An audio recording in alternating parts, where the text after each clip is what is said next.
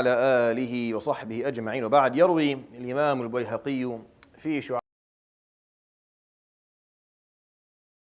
بسند صحيح عن سهل بن سعد رضي الله عنه قال النبي صلى الله عليه وآله وسلم حديثنا. The collection of Imam al-Bayhaqi is called الإيمان, and Imam الطبراني is معجم الكبير, and has an authentic narration narrated to us by Sahal ibn Sa'd al-Sa'idi رضي الله عنه. And the series that I'm going to try and talk about over the next maybe couple of weeks, I don't have a lot of nights that I'll be doing this. I've kind of given a lot of the students and fellow shuyukh space to give the khawatir and give myself a little bit of a break. But for the nights that I do give them, I'm going to talk about the example, or the Prophet ﷺ focusing on the bigger picture. I'm looking for something that's specific here. The Prophet ﷺ, there's a lot of things he did and said where he was making sure that the focus was on the bigger picture, that he didn't get caught up sometimes with the details and forgot what the whole goal was. And he has a lot of sayings and things that he did that crystallized this concept. And I think now more than ever as Muslims, we need to be able to zoom out a little bit, just kind of get the bigger picture here. What is it that we're trying to do as a nation, as an ummah, as a group of people? What do we want to achieve for each other, for ourselves, for our children in the future? Because sometimes if you get caught up in your own ego, in your own mind, on little petty differences, you can end up ruining the bigger picture just over these small little differences. And we do that. We've done a lot of that over the last couple of centuries. And I think we're done.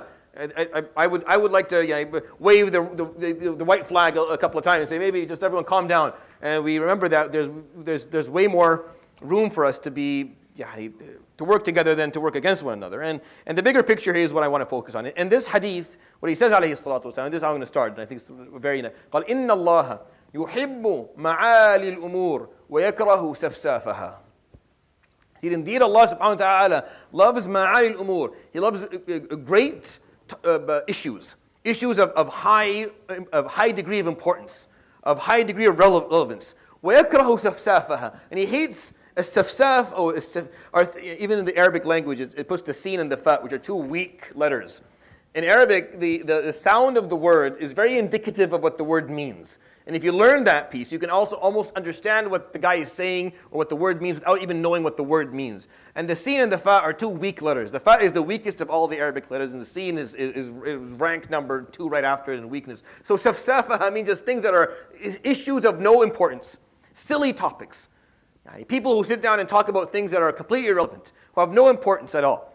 Fighting over petty topics, petty differences. We all get into that mood, by the way, where we get, someone says something about us, and we get all petty about ourselves and our image and our self. Allah subhanahu wa ta'ala does not, He hates safsaf al-umur. He hates these petty topics. يحب معالي الأمور. He likes things of great strength, great high rank, and great relevance. He likes people who think big, people who see the bigger picture, who focus on what it is that needs to be done on a larger scale, not just on a personal scale, not just focusing on a small level, just locally, or on yourself, or on the little group that you're teaching, and just wanting to get as much as you can for yourself, or for that, but rather looking at the ummah.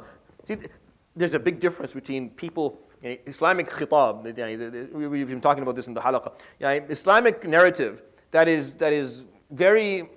does not have the concept of the ummah in it, that does not use that term, does not think through that, see the world through that lens, the lens of Ummat Muhammad alayhi salatu wasalam, and see the world through it, and feel like you belong to it, and you would like to make sure that everyone else also feels that they belong to it, and work towards its betterment. Any other way is toxic. It ends up being toxic. Once you're focused on your group, on your masjid, on your hizb, on your organization, on your institution, on your students, when you're just focused on the little thing that you are, your group and your shuyukh and your whatever, and the way you learn things and the way things have to, it's a toxic way of going by it. And it ruins everything. It does.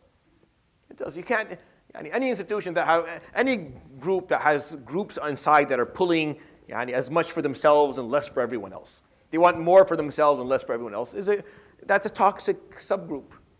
That's a division in the group that has to be removed. Because we all have to see ourselves as equal participants in this bigger picture.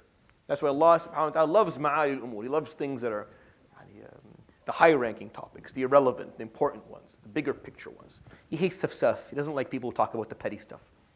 Now, you know the quote, small people talk about people, right? Small minds talk about, great minds, they talk about thoughts, they talk about, we know these things, but it's one thing to kind of describe it, it's a different thing to actually be able to practice it.